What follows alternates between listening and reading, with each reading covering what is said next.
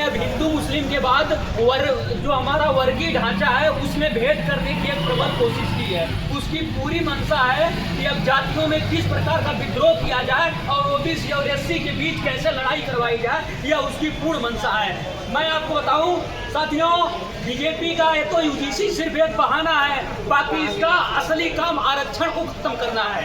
आगे इस बात मैं बड़े दावे के साथ कह रहा हूं कि आगे आने वाले समय में यह जो दलितों का राजनीतिक आरक्षण प्राप्त है यह उसे खत्म करने की पूरी कोशिश करेगी, क्योंकि यूजीसी जो भेदभाव रहित कानून था उसे जब लाया गया तो इसके युगुर्गे और इसके चमचू ने इस पर बैन लगाकर इसके बीच में सुप्रीम कोर्ट की दखलंदाजी को की।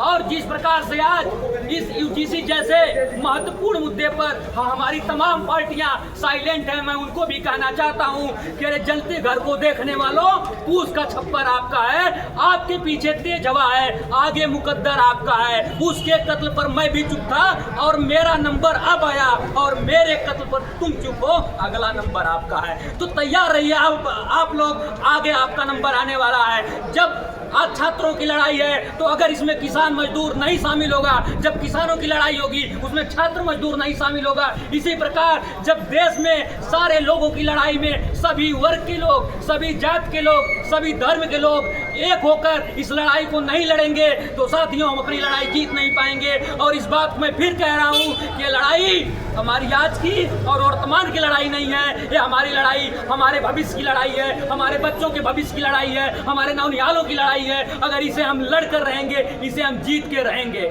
इसी बातों के साथ बाड़ी को विराम। शुक्रिया सत्यम जी, हमारे बीच में